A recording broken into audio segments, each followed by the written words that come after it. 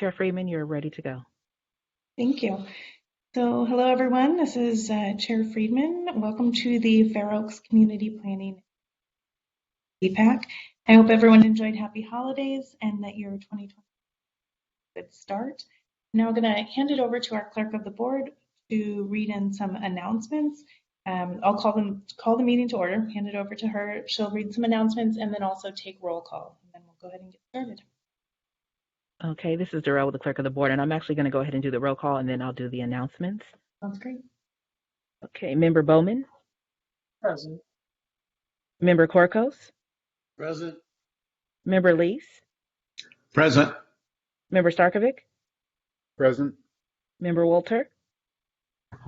Member Wood. Present. And Member Freeman. Present. And you have a quorum. And on to the announcements. This meeting is live streamed and temporarily closed to in-person public participation. The clerk's office is in the process of hosting hybrid public meetings. Sorry about that. That will provide board members and members of the public with the option to participate in the meeting either in person or remotely. Thank you for your patience and support. To make a verbal comment at today's meeting, dial 916-875-2501 to provide your contact information. When the chair opens public comment for a specific agenda item or off-agenda matter, callers will be contacted by phone and transferred into the meeting to make their public comment. Written comments are always accepted. Send your email comment to boardclerk@saccounty.net. Your comment will be routed to the board and filed in the record. And that concludes my announcements. Okay, thank you very much. And I'll go ahead and lead us in the Pledge of Allegiance today. If anyone would like to join me, please feel free. Pledge allegiance to the flag, of the United States of America and to the republic for which it stands, one nation under God, indivisible, with liberty and justice for all. Thank you very much. Okay, so we don't really have any introductions, although I think there were a few members who may not have been at our last meeting. So I want to again welcome our new member, Member Wood, who joined us at the last meeting and is again tonight for the ongoing term that he will be serving on the Fair Oaks CPAC. Just a quick announcement: if you're not speaking, just please mute your mic so we don't have any feedback like we did before. A couple of quick things about the CPAC. The CPAC is a volunteer body made up of community members. We are all volunteers and we live in this area. We are a recommending, not an approving body. So anything that we make a recommendation on does go to a further hearing body through Sacramento County. So just keep that in mind. I do want to I know our clerk of the board mentioned about how to make public comment. I do want to encourage people to make public comment tonight, particularly since we have a workshop item. The purpose of a workshop item, as we'll hear more from the county, is to get feedback from members of the community. So I appreciate that we did have some community members send in public comment, and then we also will encourage people to give their feedback through this process here tonight. So I see some attendees on, and I hope some of those are members of the public who are looking forward to speaking this evening. So just a reminder, if you haven't been here before, I'll give you kind of a quick order of operations for our meetings. For every item, first the county will present, and then the CPAC will have an opportunity to ask questions of the county. Following that, the applicant presents, and the CPAC members have an opportunity to ask questions of the applicant. Following that, we have public comment. Public comment is to be directed to the CPAC members rather than directly to the applicant. The intention is for the applicant then to have an opportunity to respond after all of the comments have been made. And the CPAC members will also have an opportunity to comment or ask questions of the applicant at that point. And following that, we will have a discussion with CPAC and make any recommendation items. So with that, we can go straight to our first item. I'll ask the clerk of the board to read that item into the record, and then we can go straight into the county presentation. This is Darrell. And before I read the item into the record, I just want to point out that the applicant for item number 1 is signed into the meeting twice, and that's going to create some feedback. So you're going to have to get off of one of those platforms when you're in there twice, so then that way we don't have any feedback when you begin to speak during your part, if you'd like to. Item number 1 is going to be PLNP 2021-00301, 8840 Phoenix Avenue subdivision map located at 8840 Phoenix Avenue on the south side of Phoenix Avenue, approximately 800 feet west of Hazel Avenue in the Fair Oaks community. Request for an early CPAC workshop to discuss 3-lot configuration options for a proposed subdivision. All right, thank you. Good evening, everyone. This is Kimber Gutierrez, Senior Planner with Planning and Environmental Review.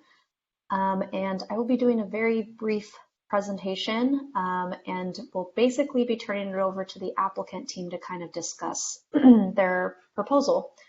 So as Darrell said, the project is located on the south side of Phoenix Avenue, approximately 800 feet west of Hazel Avenue. And this is an early CPAC workshop. So basically, as the chair mentioned, this is for information sharing purposes only. No formal application has been filed with our Planning and Environmental Review Office. And the applicant, it's basically an opportunity for the applicant to solicit preliminary comments and suggestions from the community. I did talk with a couple of community members via phone this week and kind of talk them through how to provide public comment.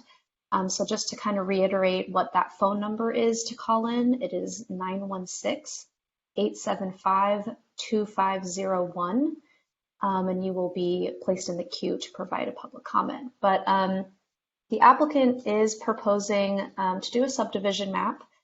They have provided 3 different options for the map. So when the applicant is up to speak, we can kind of walk through the 3 different proposals. Based off of the written comments that were received and kind of my conversations that I have had with the neighbors, it seems like option A is the preferred subdivision map. If we can go, Greg, a couple pages to option A. Yeah. So option A has the cul-de-sac. I do just kind of want to touch on a couple points that I believe the applicant team will cover, but from the county's perspective, we don't highly encourage dead-end streets. So I think that is kind of a concern with kind of how the treatment of Lena Way will be handled. And I think our county engineering will also be weighing in if they choose to move forward with this option. So just kind of wanted to bring attention to that because I know that is a very desirable option to not have any additional homes access off of Lena Way. So I'll turn it over to Fareed Siddiqui, who is the engineer for the applicant, who can kind of walk us through the 3 different options. Unless the CPAC members have any questions for me. We'll just open it up. I think we're starting to experience the feedback from the applicant. Really yes, I'm quickly. sorry. I'm sorry, this is Darrell, the clerk of the board. The Fareed, if you're signed in twice into the meeting, so you're going to have to go out of one of those, or I'm just going to demote you to the attendee side for one of them because that's what's causing the feedback. The attendee. Okay, we'll disconnect the video. Okay, Chair Friedman, you can go ahead and make your comment and then we'll see if there's any feedback. Okay, All right, we'll take can you guys hear us now? Yes, there's no feedback yet. We'll take a quick opportunity to see if there are any questions No, at I'm this here. time. I won't do roll call. Can you guys hear me? Yes, we can hear you. Hello? I couldn't do that one. Having trouble There's hearing no now. speaker on that one. Okay, can you hear us now?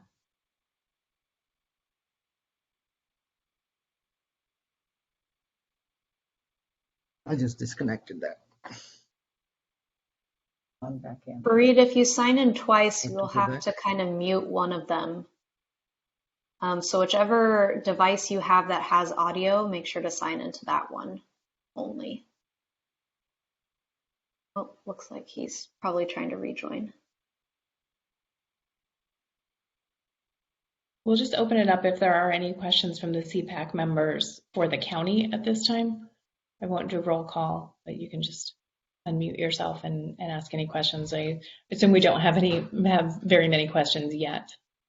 Member Corcos with a quick question. I was trying to find anywhere where it says what the zoning is for this. I don't see it on these documents anywhere. I believe, let up really quick. Okay, can you guys hear us? Oh, geez. Yes, we can hear you. We're asking some questions to the county. Are you able to hear us? Yeah, now we can hear you. Now I disconnected the other one. It was just a bigger screen connected on that one, so that's all. Okay. We're just, we'll get you in just a moment.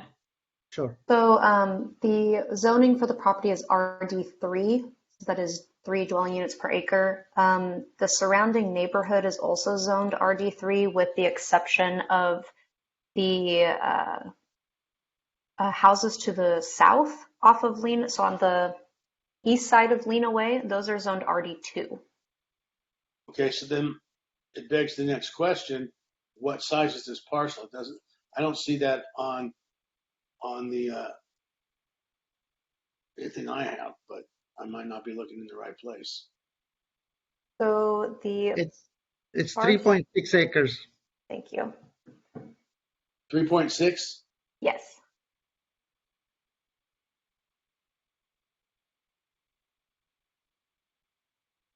Any other questions from the CPAC members, or should we go on to the applicant presentation?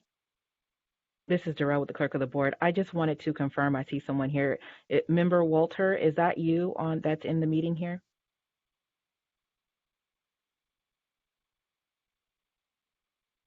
Member Walter, is this you that's listed as Ted in the meeting? Okay, no answer. Carry on. Thank you. Okay, we'll go ahead and hear from the applicant now. You can go ahead and make your full presentation, and it sounds like there was going to be a little bit more of a focus on option A, but we would like to hear what you have. Good afternoon. This is good evening, actually. This is Fareed Siddiqui. Before we started this project, we have discussed, all these options with SIPS, Tony Santiago. I don't know if he's here or not, but we talked to him and he kind of discouraged option A. And then he said, either option B or C, because they, like Kimber said, they don't like, DOT doesn't want any dead end streets, especially of that length. And fire department may have also concern over the lengthy dead end street. So those were the major one. I don't think we have any specific preference on any one of those. We like A and B ourselves. Right, this is B, right? Let's see. A and C. So Fareed, this is Kimber. Can you walk through the different options? Can you see the screen? yeah, no, I can see the screen. I Okay. have them here also. Let me just get that bigger picture, bigger paper right in front of us. Okay, yeah, if you can just kind of walk through the 3 options, I think that would be helpful. We'll go with option A. Option A, what we were thinking, if it's an option A, it's we like to have a private street. Of course, we'll have to extend water and all that for the fire services and all that. And it gives us the better value of the houses too. Other than that, we haven't done much as far as the grading or anything design on any one of these lots. It's going to be plus minus 11 lots in there. Configuration may change in the final version, but what we kind of get through today, that which option we're leaning towards, then we'll do a little bit more of a legwork on our end to configure option A to our liking, and with fire department, some comments from them, we will go to them and all that. So we haven't done too much as far as that goes. We were still waiting for the input from the departments that which option would be the preferred one by the public and the planning department and all that. So option A is that, and option B is will be a public street. It will be a through street from, is it Lena over here? I think that's Lena, right? Mm-hmm. That Lena, which is a currently dead-end street, it's going to go through our subdivision and it's going to join Phoenix Avenue. And this will be, for sure, it's going to be a public street. Looking at the comments, they don't like the traffic going through their subdivision. Of course, it's going to generate a lot more traffic going through this subdivision also. As far as the public works goes or the SIPs goes, they like this option the best because then they don't have to deal with two dead-end streets on both sides. Lena would be dead-end on option A, and then another cul-de-sac would be dead-end from the Phoenix side. Option C, we were trying to complete the incompleted or the dead-end existing street on the south, and we were trying to utilize that street to give access to some houses from that side and utilizing Phoenix Avenue to give. So it was kind of divided from both ends, and that's what we thought would work best for the community, that only few houses will be added from Lena and few houses will be added from Phoenix side. So it'll be just like a balance from each side for as far as the traffic and how many additional units are being constructed on this project. I think that's all I have, unless you have questions on each one of them, then maybe we can answer to what we think. So typically we would get sort of an overview of the entire plan and the intention with the property. So I think what we're seeing here are three options presented. Of course, none of them are to be finalized because this is a workshop to get feedback from the community. We're looking at dividing to between 11 and 12 lots. It looks like two of the options have 11 lots and one has 12, with different kind of entry points as options here. We only received in the packet, and of course the same information is available to the public, these maps, these renderings. So maybe a little bit more information around, what you're intending. It sounds, I think I'm understanding that you are intending to sell the lots for custom home development. Is that correct? Intention is, I think Ann can speak for that. Go ahead. Okay. Well, our intention most probably is to prepare and get an approval on a tentative map based on obviously what the county approves ultimately. And then at that point, bring in a developer and either sell to a developer or cooperate in some kind of joint venture with a developer in developing out lots into third acre custom homes. Okay. And am I correct that there are a couple of existing structures on this? So 8840 has a tear down, condemned, very old home, more or less in the middle of the property, and the other parcel doesn't have anything on it. It's a lot of trees, but no structure there, and that structure is almost useless now. It is useless. It's caved in. Okay, before we go on to questions from the CPAC, is there anything else the applicant wanted to add to the presentation, or if the county wanted to add anything else from having been working with the applicant? Um, I don't think we have much at this time unless we know which option to go with. Then we study more about it, and we will do more specific work to that. This was just a layout we came up with, and we wanted your input before we finalize.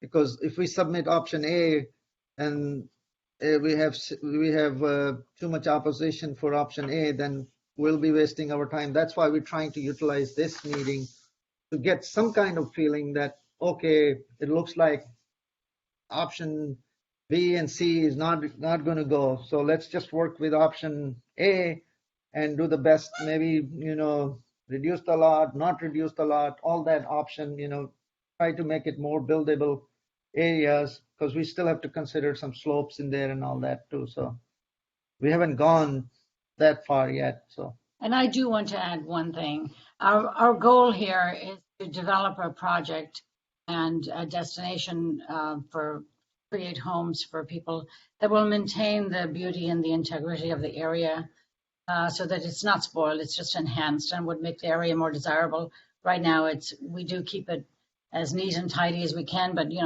chain link fence around the property with weeds that are just abated every year isn't exactly an attractive neighborhood.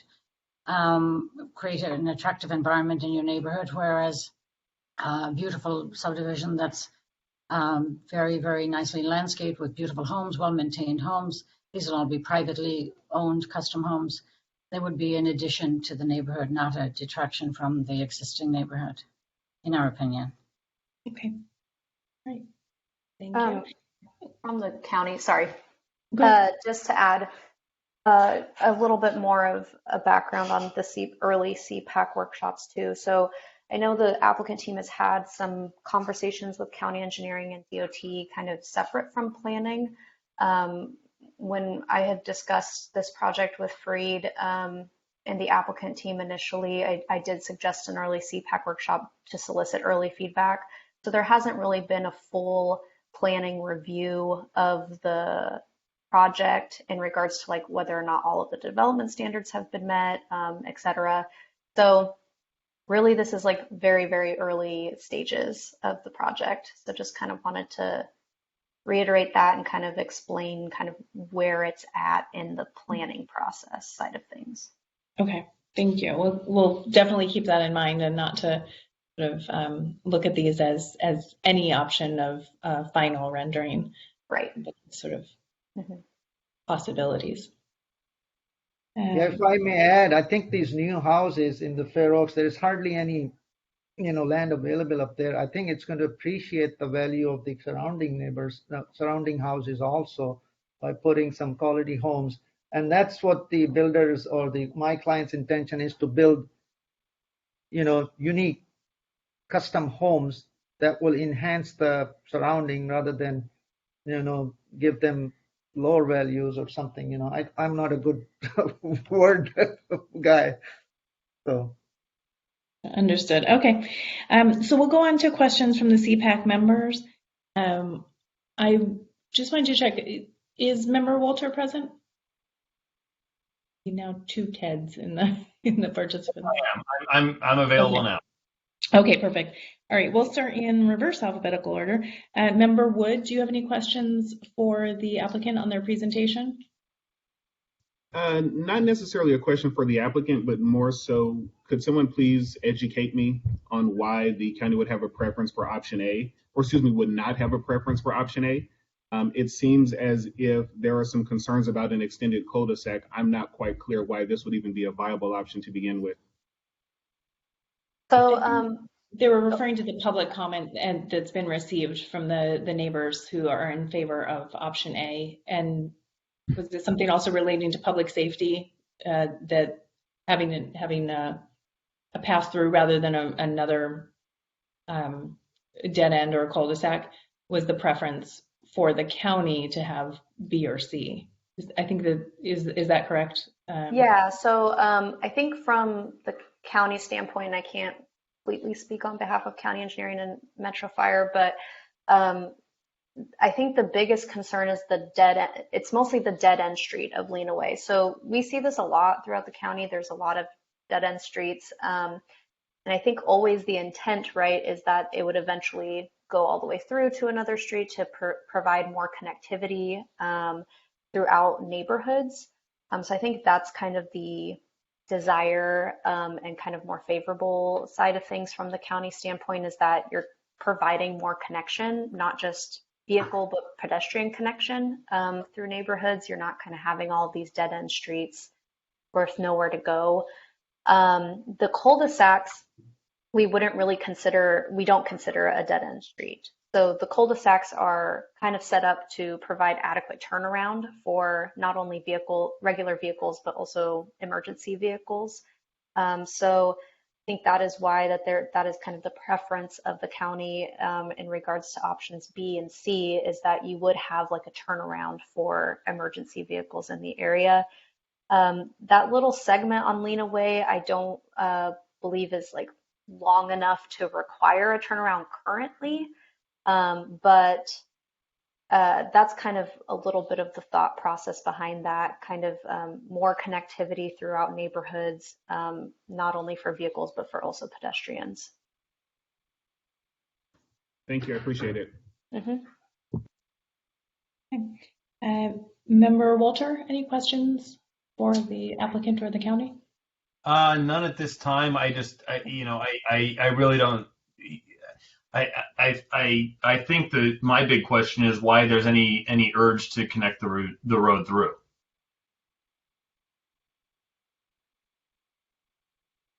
Yeah, I think that's the same answer as before. It's public safety potentially with turnarounds is usually what we, and the only feedback that we get. But it doesn't sound like the county itself, and in terms of the individuals we have on the call, have a preference at all. But it sounds like the applicant had some conversations with different public safety offices or employees who favored a particular option. Yeah, and that's my only question. Okay, and I guess also, of course, we're keeping in mind that these are not final, but the option of, I think when we're looking at the public comment and when we start to hear public comment, I think that it's the cul-de-sac versus the multiple streets, multiple entries, it was actually the biggest point of contention. So, well, I think we'll hear a little bit more about that shortly. Member Starkovich? Yeah, I guess I do have one question, and that's the passing through. I understand the concern of traffic, but does this kind of subdivision require a traffic study? Is traffic presumed to be that heavy from Phoenix to the other side there? I would need to double check with our Department of Transportation traffic group, but in my experience, this number of lots would not require or trigger a traffic study. So I highly doubt that a traffic study would be required, but I can definitely follow up on that, and that would be something that would be reviewed by our Department of Transportation traffic section as soon as an application is formally submitted. Great. Yeah, thank you. Member Lees? Hi there. Hi. Looking at these, I understand the Department of Transportation not wanting all the dead ends, but if I can throw my 2 cents in, I think that option C is the best. It cleans up the end of Lena Way, gives you a turnaround, shortens up the other one so that it's not such a hazard for a lot of people parking on the street. And I think that would be the best approach if it were me.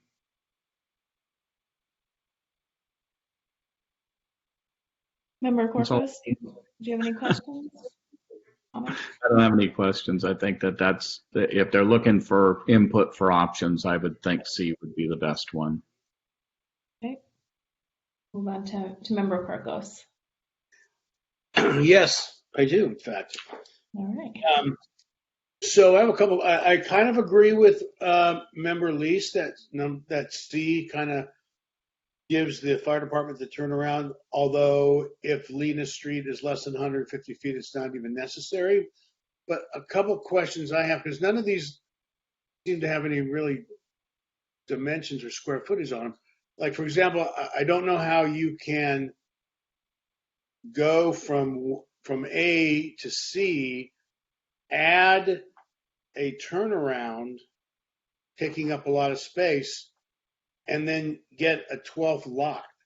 So you've added another lot and you've added the turnaround. So I'm just, because it doesn't really show, because the woman was saying that it's going to have these luxurious third of an acre houses, and if it's 3.6 acres and you're doing 11, 12 houses, I don't know how that's possible.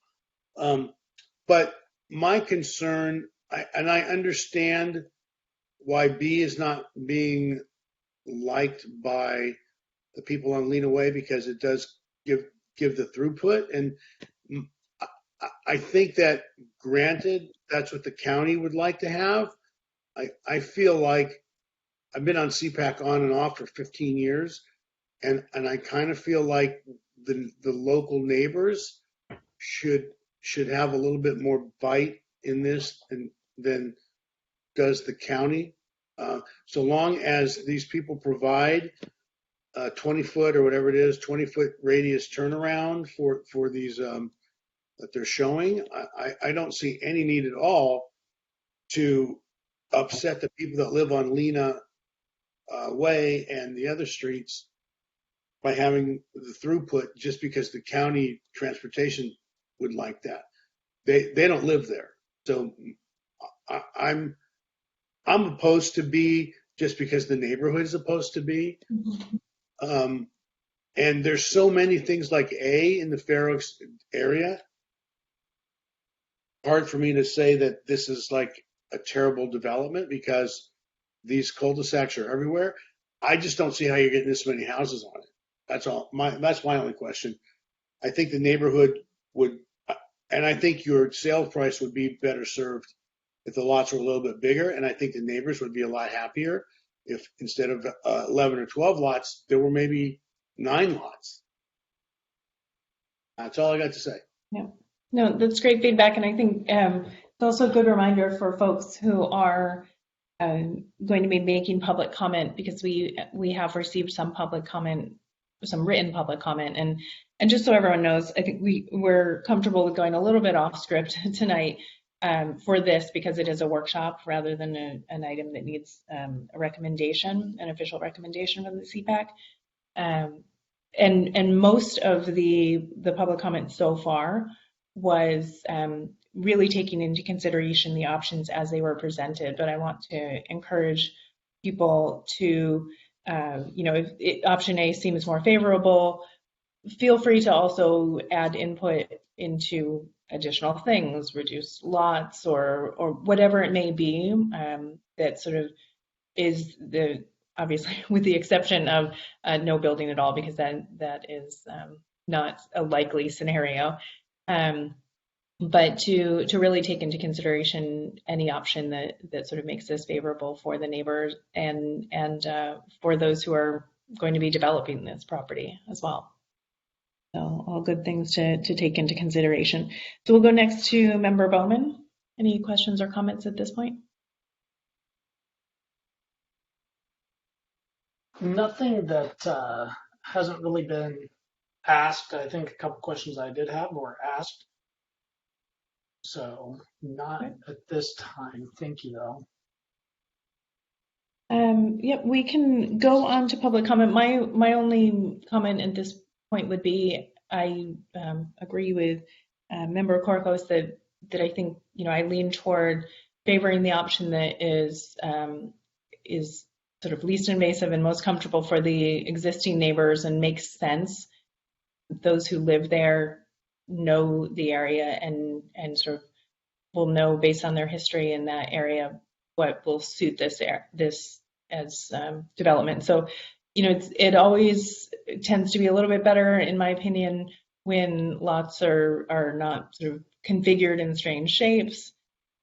When there are larger lot sizes, people seem to, of course, be willing to pay more for the property, particularly if they are custom builds and luxury homes. So something to consider there if the number of lots could even be dropped down possibly by just a little bit. But otherwise, I'm at this point favoring option A, but very much looking forward to hearing the public comment. And we did receive 4 public comments that were sent in. We're not going to read those into the record, but for the most part, just to sort of generalize those 4 public comments. And I can pull those up and read those names into the record in just a bit. But in general, people were favoring option A due to the impact of traffic and therefore as well public safety for individuals in the neighborhood and noise and sort of the reduced impact overall. So generally option A was favored. But at this point we can go on to hearing public comment. Again, encouraging people to really give feedback generally and sort of the sky's the limit on the options that if you can think of this applicant is interested in hearing from the community and getting their input.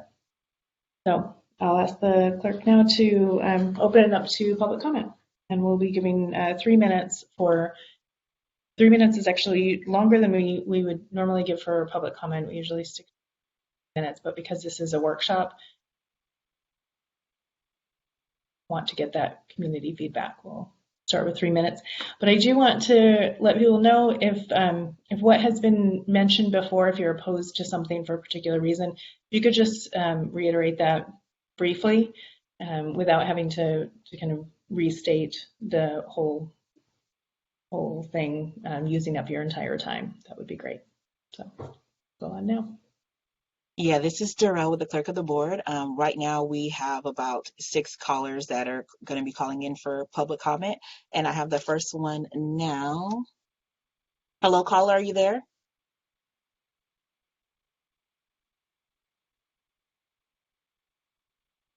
Hello, caller, are you there?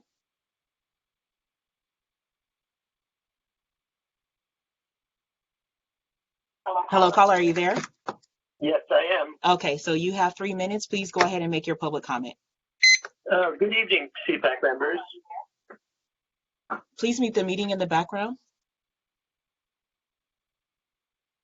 Okay. Hello, caller, are you there? Yes, I am. Yes, I am. Okay, so you have 3 minutes. I'm sorry, sir, I need you to mute that meeting in the background. I'm trying. Okay. Where is the mute on this? I'm not sure. Are you using your phone or are you using your computer? Okay, I think I muted it now. Oh, perfect. Okay, go ahead and make your public comment. You have 3 minutes. Thank you. So good evening, CPAC members. My name's Tom Zlotkowski. My wife and I live at 5040 Lena Way, which is, along with the roadway itself, Lena, it encompasses almost the entire southern boundary of the property under consideration for development.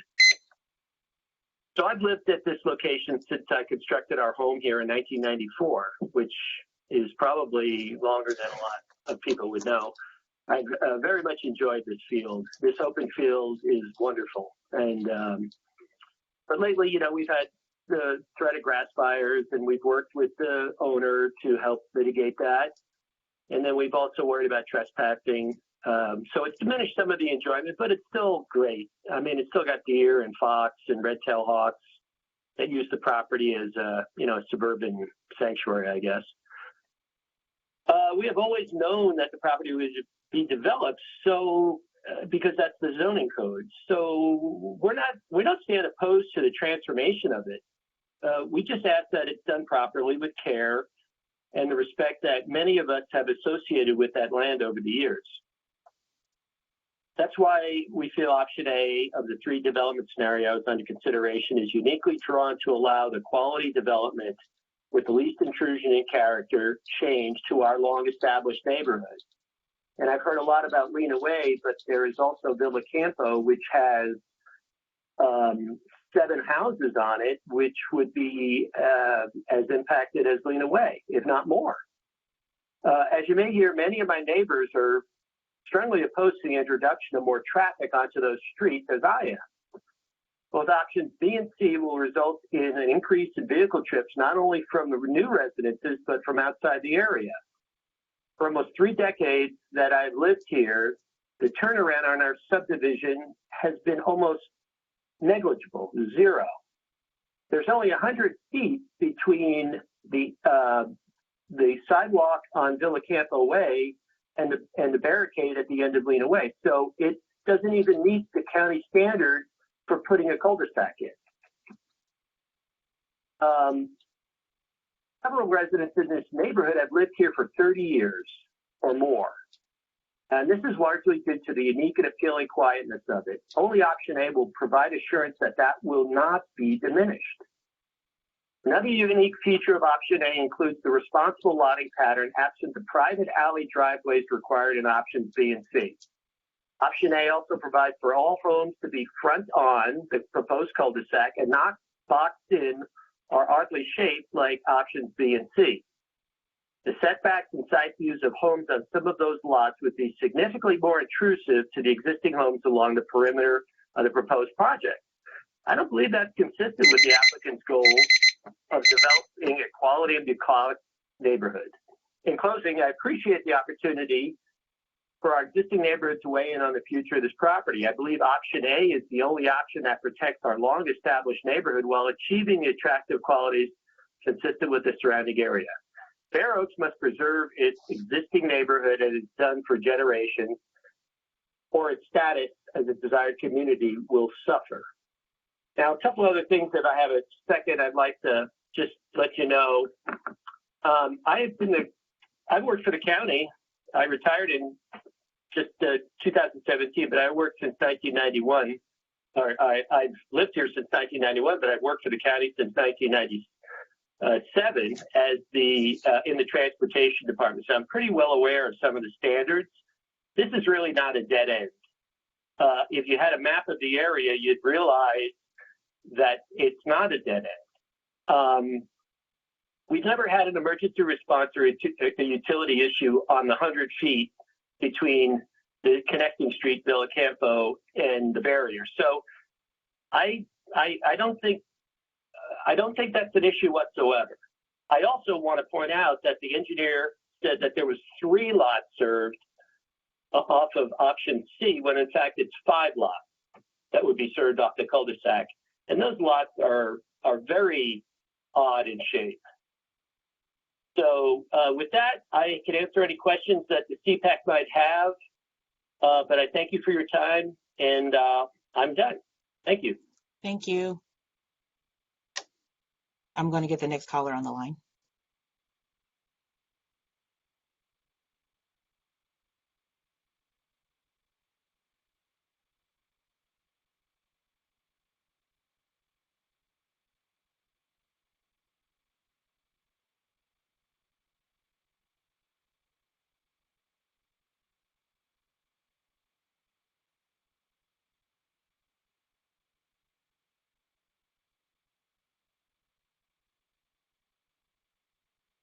Okay, caller, you have 3 minutes. Go ahead and make your public comment. Hi, I am a Lena resident, and combined with Villicampo and Lena, we're looking at like 23 homes. Of those 20, please mute the meeting in the background. I don't know how to do it. And combined with Villicampo and Lena. I'm sorry, do you have it playing on your computer? I'm trying to mute it. Okay, or if you can just turn it down. Oh, there it goes. Thank you. Okay. Sorry, am I on now? Yes, go ahead. Okay. Of those 23 homes between Villicampo and Lena Way, we average a pretty high dollar value home, and I do second the motion that a third of an acre lot even for a custom home is probably not going to be the best option. I've been in real estate for 15 years, and I'm looking at the 12 lots that are option C, And I can see where it poses several problems, not only for us as existing residents, but for the people purchasing those homes. So I understand that the county has a problem with option A, but I can tell you of the 23 neighbors in this area, 18 of which we've spoken to or heard from are strongly opposed to other options outside of option A. We can't really quantify what you guys are going to be asking for those homes. We can't say that it's going to bring our value up. I know that was mentioned. A third of an acre lot with a 1,200 or 1,500 square foot home isn't going to increase our value that much. There was no talk about a gated community or gating either end of Villa Campo or this other one. So the through traffic and opening that up is not going to help our value at all. We have senior residents at the end of Lena Way that are very comfortable with the quietness and the safety that they currently have. I would say that we're strongly opposed to any option other than A, for the most part, for the neighbors on Villa Campo and Lena Way. Does that conclude your public comment? For now. Okay, thank you. Mm-hmm. Okay, I'm going to get the next caller on the line.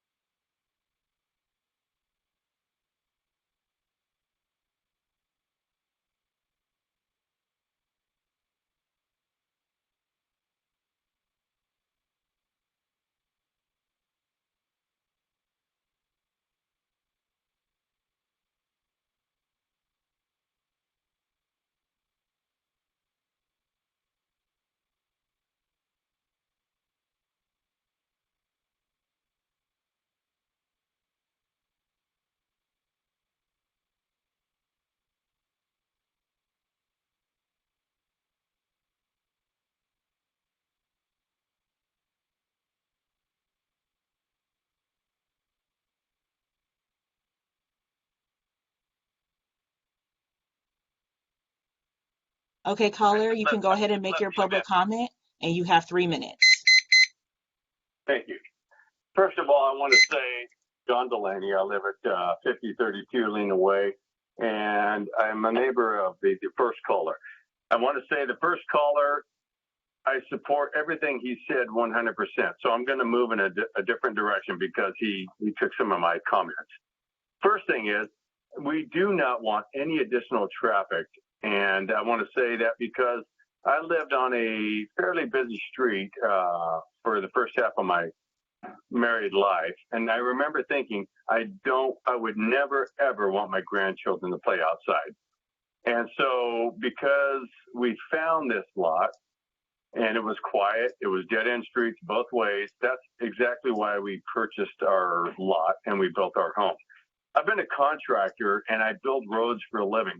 I build water systems, I build, you name it, we build it. So we move dirt around and we take dirt fields and we turn them into asphalt pavement for someone to build homes on. And so I'm not opposed to that by any means. So lot A is your best bet. One thing that I haven't heard brought up yet is the fact that the water system should absolutely be connected. Whatever you decide, your option A is the best. But we need to connect the water system from Lena Way over to Phoenix. And I think you can do that by maybe using the easement on lot 5 and 4 and 9 and 8 for your water connection. So that will take care of that. As far as the emergency forces, they can support through streets and they can support dead-end streets. This is not a problem for them. So that, I don't see that being an issue at all. The other thing I would say is the council member or the member who said we can make this a more attractive neighborhood. I will say I grew up in this neighborhood. I used to run through the very field that I live in. These were olive orchards. I used to get ran out of here by the owner of the field. So as far as making this more attractive to other people, the rural and more country setting, I guess you might say, it's very attractive. I used to live somewhere else, and I moved back here because I loved the childhood that I experienced here, and that was running through these very fields. As far as the applicant I got to tell you, as far as making this more attractive, you're going to make better homes. They're not making any more dirt in Fair Oaks. So as far as the turnaround, we've already experienced some of this with your UPS, FedEx, Amazon, and our garbage every week and throughout the week. They come through here and they have to back up. So we don't need any more traffic through here. And if you want a comparison, look at a project that I did back in the late 80s, Memory Lane in Fair Oaks off of Phoenix Avenue. It's a dead-end street, and people love living there. There's absolutely no problem with emergency forces or anything else.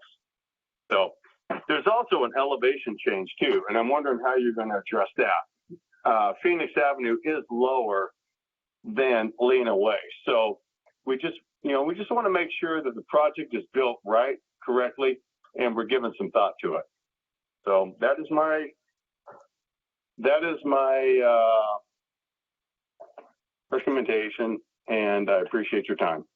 Thank you so much. I'm going to get the next caller on the line. We have about 3 more.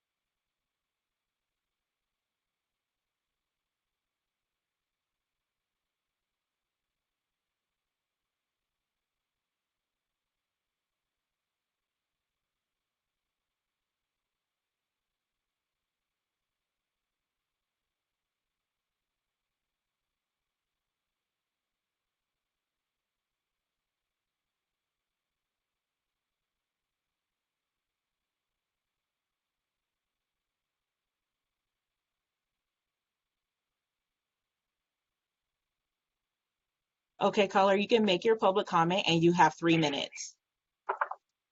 Thank you, and good evening. My name's Brian Bertosa. My wife and I own the home at 8823 Villa Campo. I submitted written comment last night late.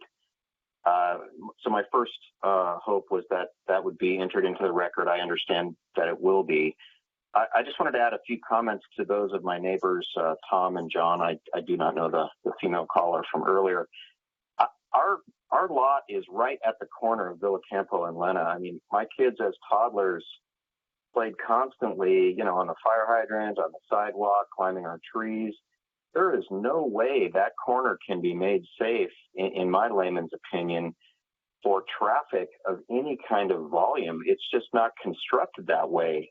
People will be cutting that corner I think it's just a hazard waiting to happen. I can't see how anyone could park on the street on Lena without causing, a risk of collision by traffic coming and going down Villa Campo to Lena. I just think, apart from everything else, security, et cetera, crime, whatever you want to cite, all of which are present, Villa Campo was not constructed for that kind of traffic and any kind of speed that will be going through that neighborhood, and particularly that corner. And I fear for physical harm to people on the sidewalk on the Lena side, which is the opposite side from my property.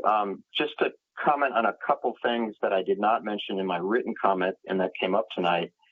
I agree with the council member who pointed out there are numerous cul-de-sacs all around that neighborhood of a similar type and nature to option A, which is the option that the neighborhood is supporting and that I strongly support over B and C.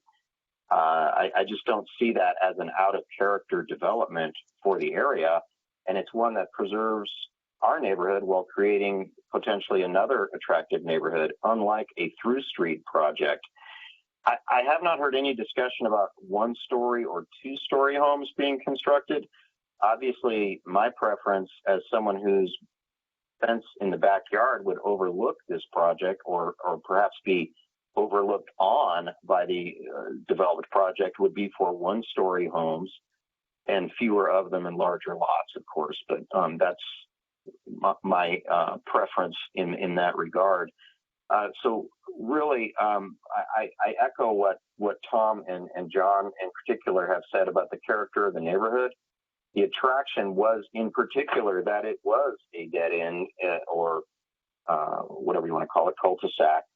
And I don't see how that can possibly be preserved with either C or D as the development. So I appreciate the character of the project being described, the quality, but I think it would have an unnecessary and irretrievable damage to the existing neighborhood, which was not contemplated by the neighbors and myself when we came in, and which can't be remedied through any sort of aesthetics that would be part of options B or C. That's my comment. Thank you. Thank you. I'm going to get the next caller on the line.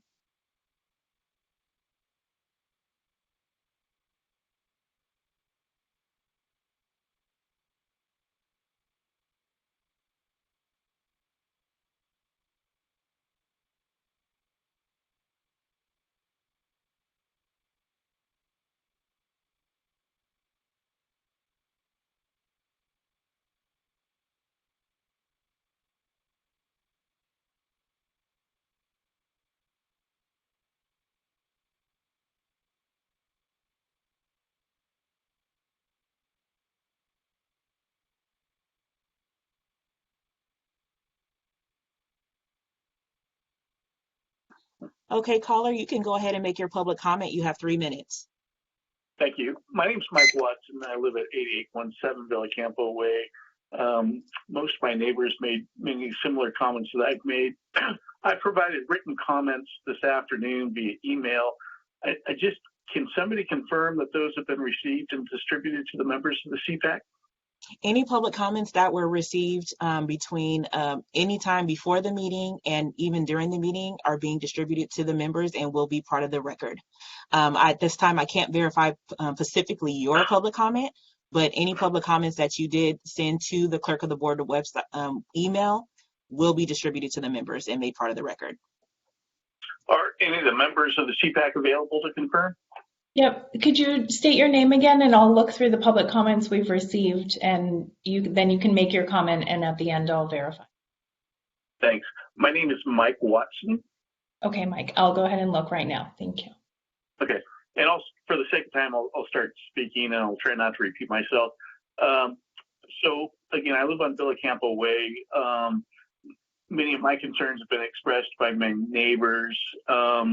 My background is I'm a civil engineer. I've worked for the county for 10 years. I actually sat as technical advisor on CPACs before. I appreciate fill-in development and the balance we're trying to make. And I appreciate all the volunteers on the CPAC spending their afternoons and evenings going through this stuff. One of the things that I think is maybe lacking from the developer package at this point is a larger vicinity map so people can better understand the traffic flow. One of the members said he preferred option C, which created 2 cul-de-sacs. And the problem with that is Villa Campo and Lena Way only have one access, and that's via Arbar D. There's already 24 homes with a single access. So you'd be increasing that by 5 just to put a cul-de-sac in. It's not warranted because the dead end on Lena is so short, it just acts as a hammerhead right now. There's not a problem doing a 3-point turn. There never has been. So looking at a little bit larger perspective than what the applicant has provided in terms of traffic flow, I think may give members a better appreciation of what the neighbors are asking for. And that's, a cul-de-sac that's reasonable length, 600 feet, turnaround area. It's perfectly acceptable from a fire department standpoint. 600 feet is not excessively long. There's a turnaround. And if you start messing with splitting it between option A and option C, you're actually exacerbating the problems on the Villa Campo Lena Way side. The through traffic was mentioned by my neighbors. Villa Campo is a small residential street, 40-foot right of way. It's not equipped to take additional traffic from Phoenix. That should remain on Arbor D, which is a larger residential street. And so by connecting Phoenix through Villa Campo to Arbor D, you're creating a short circuit that's going to increase traffic in an unsafe manner. So those are my comments. I will ask again if you were able to receive my written comments. Yes, we did. They were received in the first set of comments that we received from the county. Okay, so fantastic. they have been reviewed by the CPAC. Thank you. Thank you. Thank you. And I'm going to get the next caller on the line.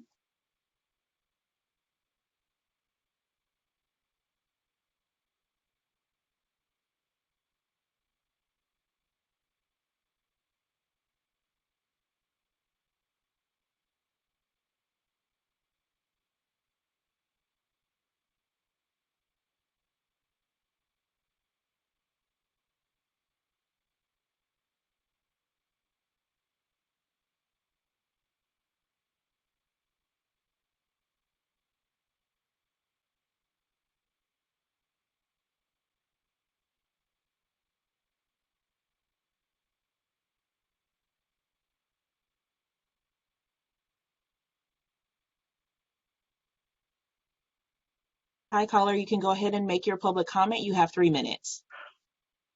Okay, thank you very much. Good evening, members of the CPAC. Thanks so much for letting me make my public comment. Reason for my public comment is I want to voice my strong opposition to the applicant's options B and C. I'm a Lena Way resident. I'm probably about 250 feet to the south of that north terminus for Lena Way. Have seen no issues with a previous caller mentioned about that 100 feet of end street there. I want to make a comment about something that the applicant made where they feel that the development of these homes, and I will say I'm a huge advocate of home development, married into a developer's family. I've purchased new homes in the development, so no issues there. House was on a cul-de-sac, which I think are great. But I will say to the applicant's comment that these homes will improve the value of the existing homes on Lena Way. I don't think that's quite accurate. These homes are going to be zoned, the new ones that they're proposing are going to be zoned RD3. Part of the homes on Lena Way are RD2. So I think our homes are already pretty good in value, and I believe that should options B and C go through, that's merely just going to detract from the value that we have on the homes in Lena Way. And then another caller made a great point about making the radius turn, where you would make the left-hand turn to head left, either into a cul-de-sac or to the thoroughfare that goes through to Phoenix Avenue. I will say that the east side of Lena has no sidewalk, and so there is no barrier should a car go around there too quickly and lose control of the vehicle. Part of the reason I moved on this street is there is easily 15 to 16 kids right now that are under the age of 14. And so I really do not want to see more traffic going through this neighborhood that would obviously be part of those two options, B and C. So appreciate your time and letting me make my comment. And I'm not opposed to option A, and that would be my recommendation. Thank you so much. Thank you.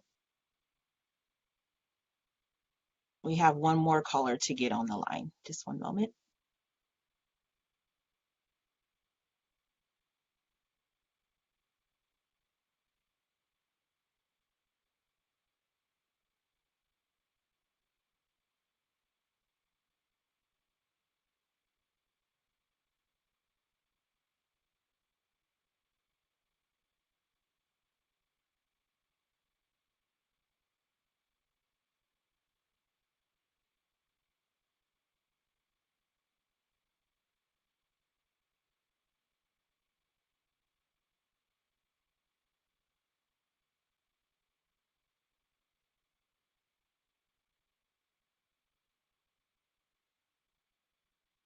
It's okay.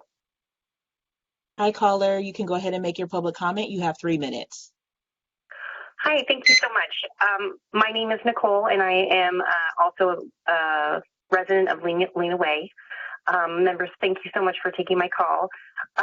My neighbors really kind of said everything I wanted to say. We strongly oppose the B and C options.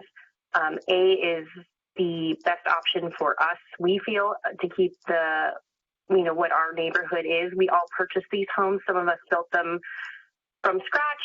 Some of us moved here because I moved here 10 years ago.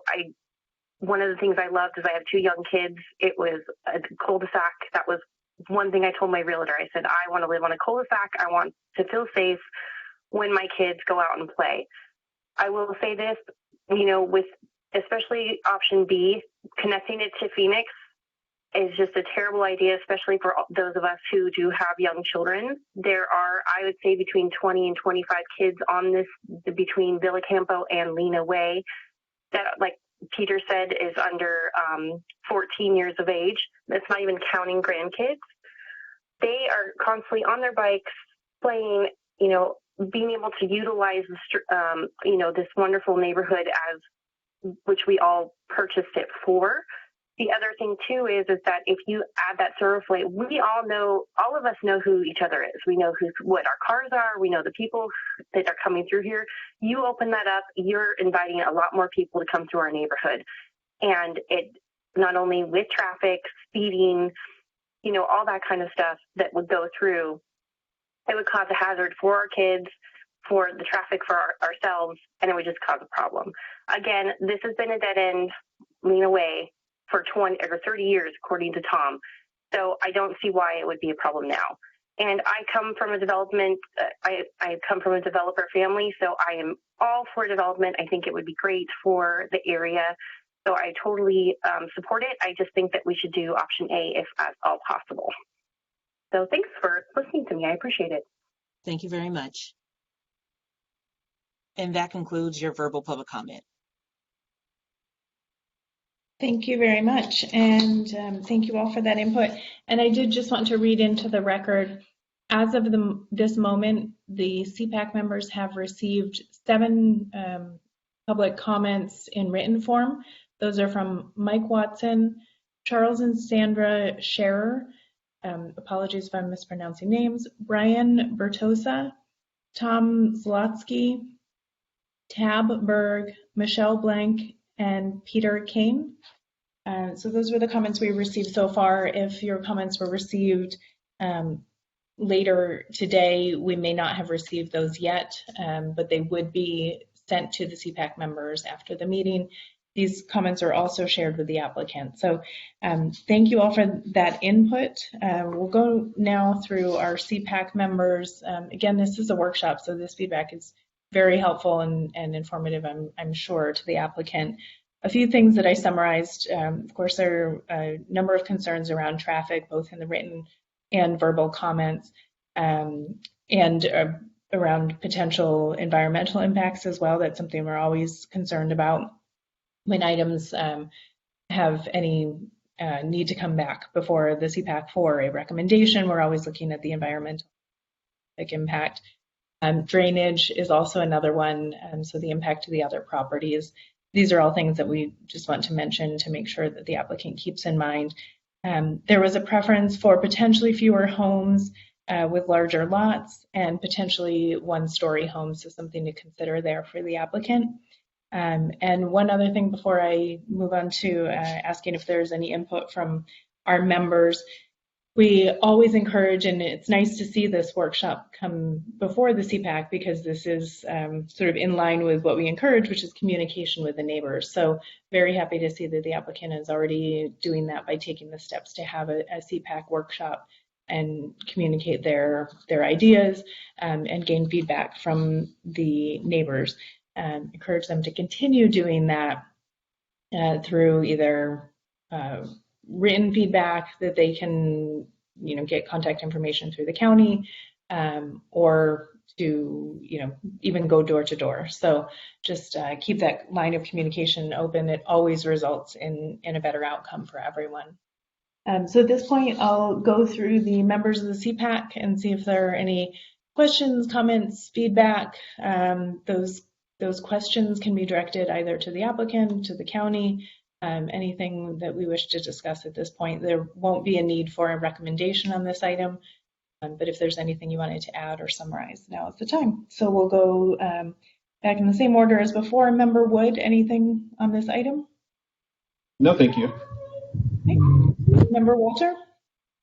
No, I think my only comment is that option A seems to be the strong preference of the neighborhood, and in that regard is my preference. Yeah, absolutely. Yeah, and that seems to be based on the traffic and the overall impact. So absolutely. Yeah. Member Starkovich? Yeah, I'd have to agree that weighs strongly. I just wanted to say one thing about, a lot of the concerns about B. Just about C, what I liked about that is it's kind of interesting. It's a little different. And, when you talk about, the character of the neighborhood, it's within the character of the neighborhood to my eye, but it's just not exactly the same as so many of the other streets in that area. So, but definitely the outreach, thank you very much to the applicant. Thank you to the staff for presenting, and thank you for the feedback. We really do appreciate that. Strongly support A. Member Lees? Yeah, I'd like to. I also think A is a great, layout. If that is the one that can be passed through Department of Transportation. The reason why I gave some support to C was because knowing that this probably isn't the final drawing of that map, I do not like the little private road off of that, but I figured it could be configured a little differently and still give you a turnaround for the fire department.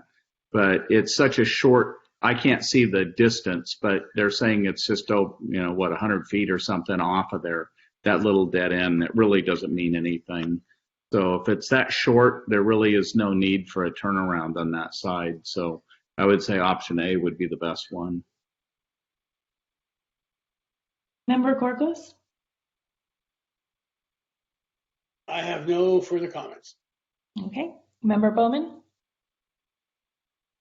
I agree that with what the community has to say with option A. I like option A. Being around that area, I know that there are other cul-de-sacs that work well in that area.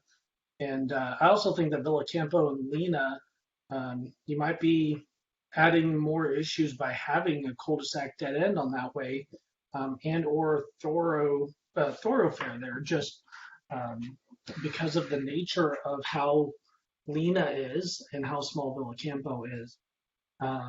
I would just also have the applicant keep in mind you've done a great job with outreach so far and getting community input and reaching out to the CPAC. I hope you continue to do that throughout the whole process. You've heard comments about single story, sizes of houses, maybe larger lots.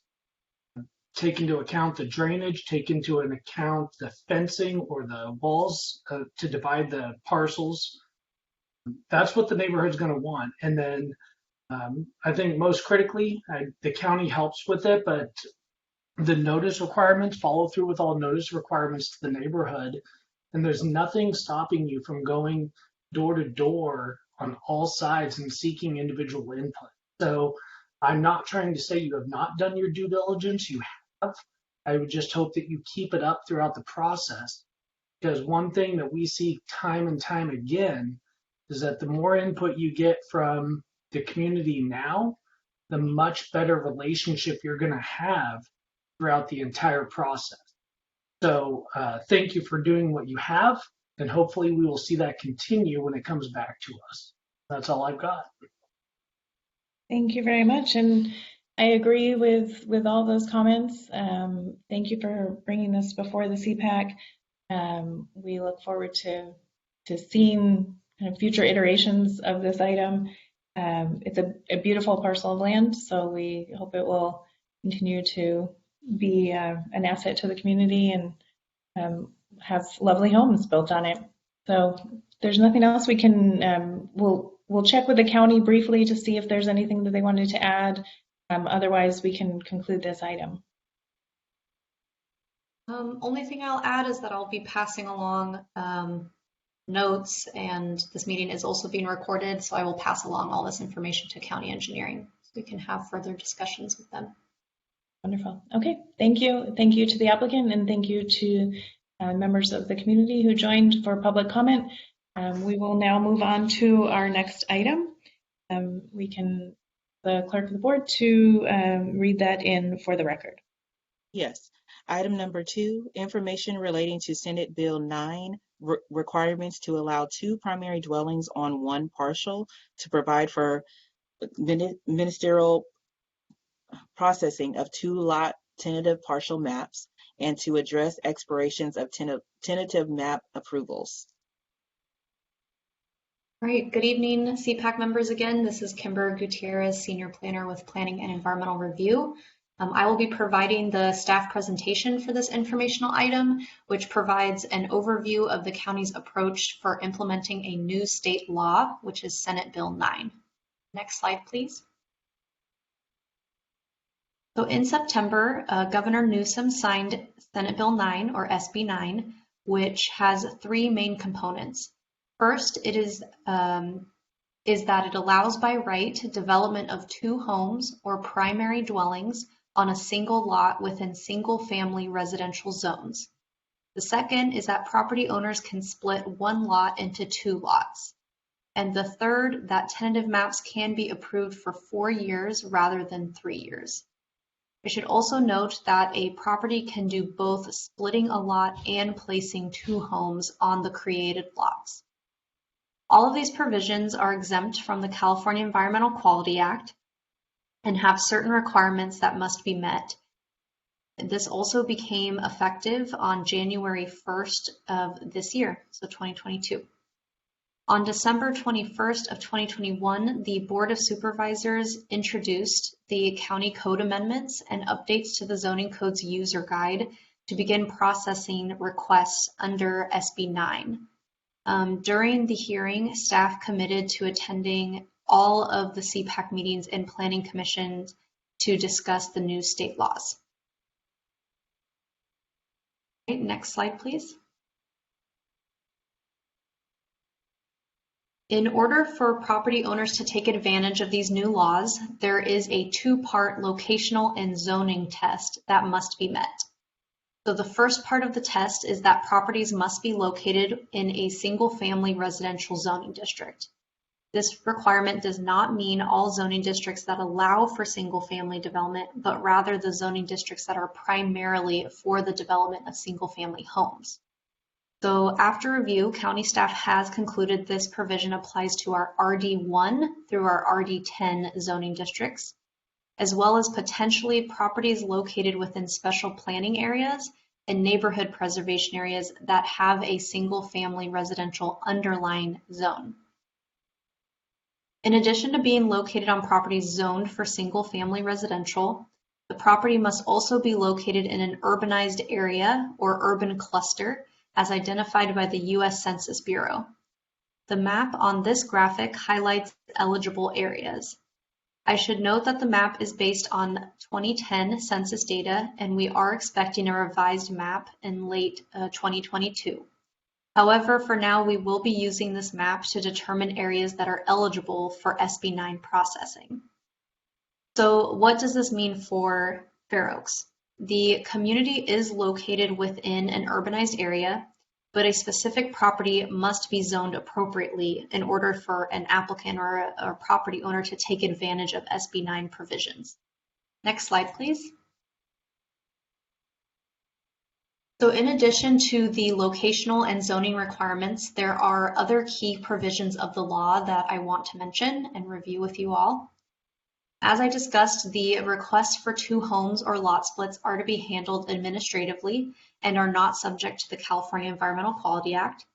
Requests can be denied, but only if the building official finds that public health and safety would be compromised, so a very, very high bar. There are very limited conditions that can be applied to projects, pretty much limited to easements with no off-site improvements or dedications, and parking unless located in specific areas.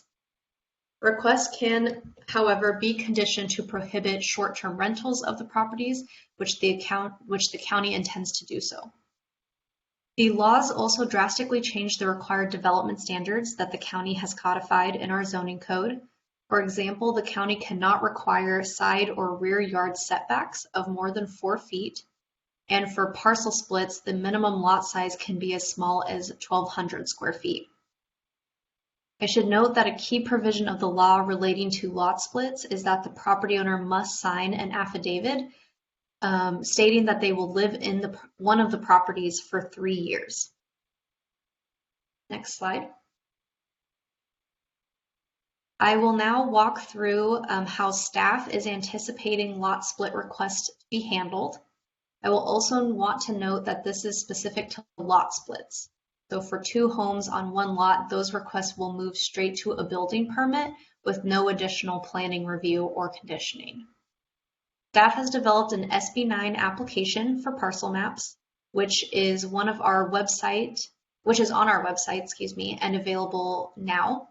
We will charge the same fee as charged for other parcel maps. Projects will be subject to our project review committee process to analyze the parcel maps as is done for some other ministerial entitlements. Those other ministerial entitlements are mostly non-discretionary design reviews.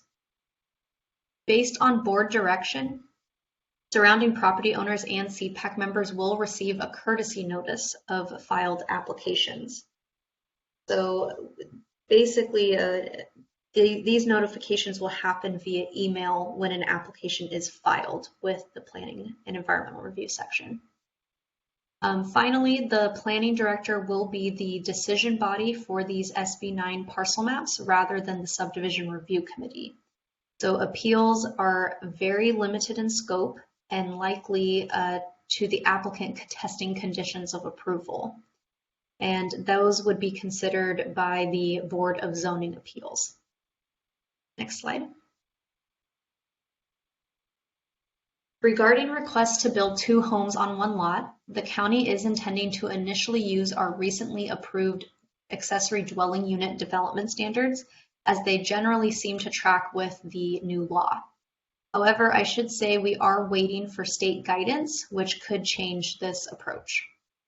This is due to the state law not specifically stating a maximum size for the second home on the property, but indicates the minimum size of 800 square feet. Therefore, the county's approach will be to cap the maximum size of the second home.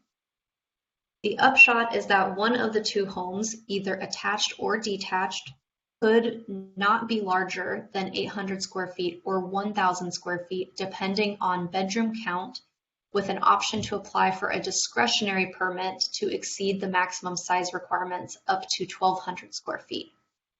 Again, we may learn in the coming weeks and months that this approach is not consistent with state direction and will make the necessary adjustments to our development standards. Next slide. As I noted earlier, staff is working now to implement this new law and to provide information to all of the CPACs and the Planning Commission. Over the course of the next few months, we expect to receive guidance from the state on SB 9 that may influence zoning code changes related to development standards. And we are thinking that a package may be necessary to incorporate all of these changes. You will also begin to receive courtesy notices so that you are aware of lot splits in the Fair Oaks community. That concludes my presentation, and I am available to answer any questions. Okay, we can go through the members of the CPAC and see if there are any questions for the county. I did join the board meeting or listened into the board meeting where this item was discussed. Didn't hear all of the discussion though, because I had to join another meeting, and the first part of the meeting was taken up by some heated discussion from the public. So we'll go through, we'll start with Member Bowman this time. Any questions for the county on this item? Not that I can think of, thank you. Okay, Member Okorkos?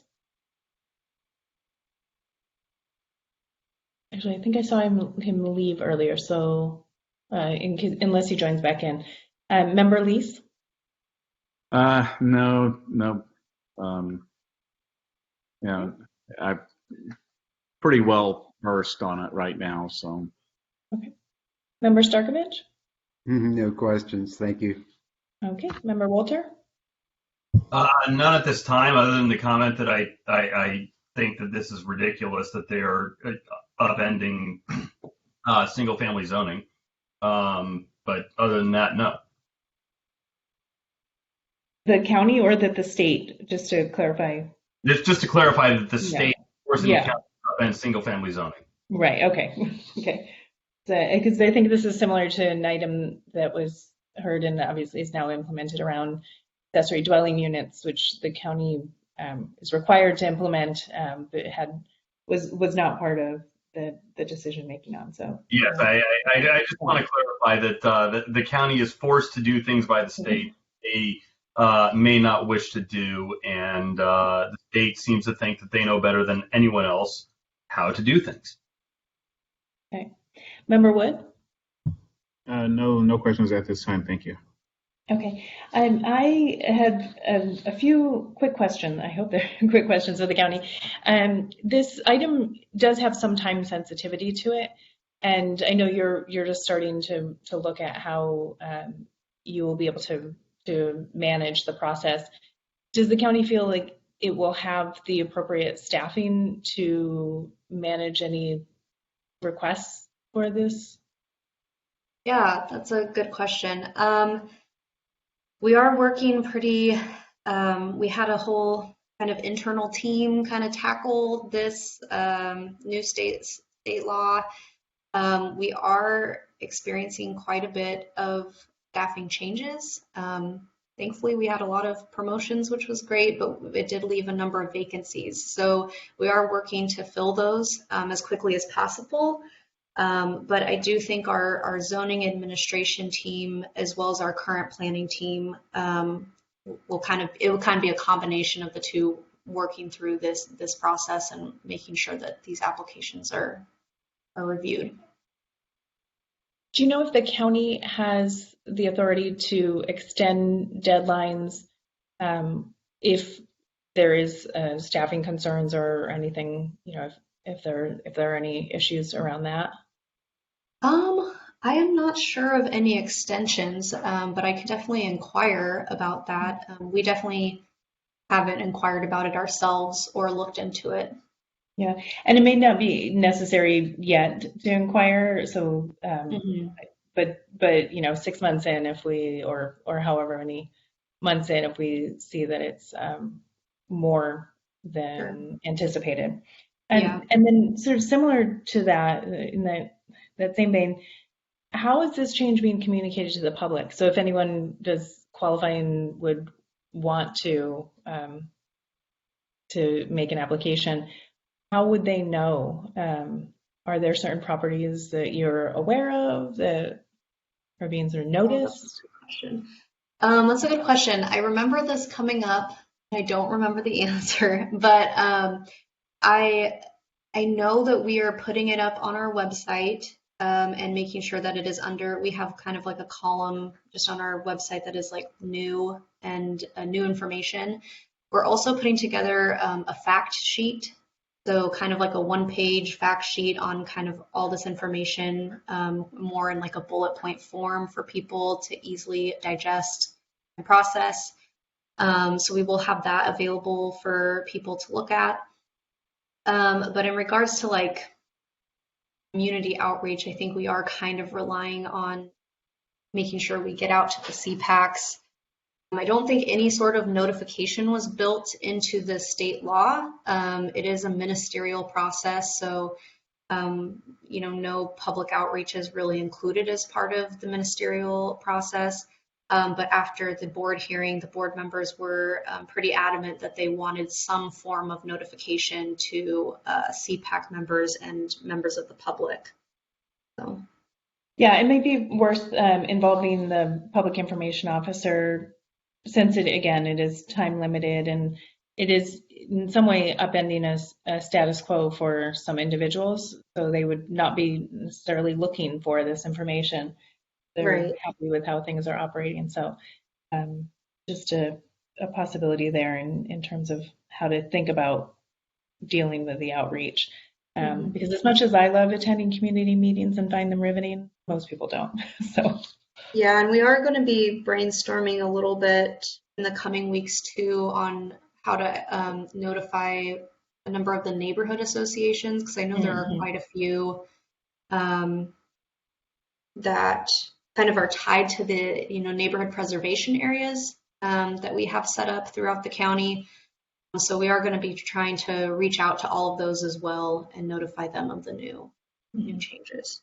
Yeah, I think that's a good idea. And then many of the people who attend those meetings will know of certain properties that sort of qualify under this. So yeah, may want to inform people themselves. So that's all I had. So I think that no other questions from the CPAC. So that sort of concludes the item, unless there's anything else you wanted to add. I'm sorry, this is Darrell with the clerk of the board. I just wanted to mention that there are no verbal or written public comments at this time for item number 2. Thank you. And I have no additional. Okay. All right. Then we will move on to our next item, which is officer elections. Well, so yes, officer elections, and I just wanted to make note that if it would probably be easier if we can just try to nominate both the chair and the vice chair at the same time in one motion. And also you can make a motion if you want things to remain the same. You can just make a motion for the officers to remain the same. So right now, of course, we have Member Friedman is the chairperson and Member Bowman is the vice chair at this time. Okay, so we'll just open this one up to anyone who's wanting to have any discussion or make a motion. This would be one of the very few items where we don't make a recommendation to do something, but we actually make a motion directly for something. So is there any comments?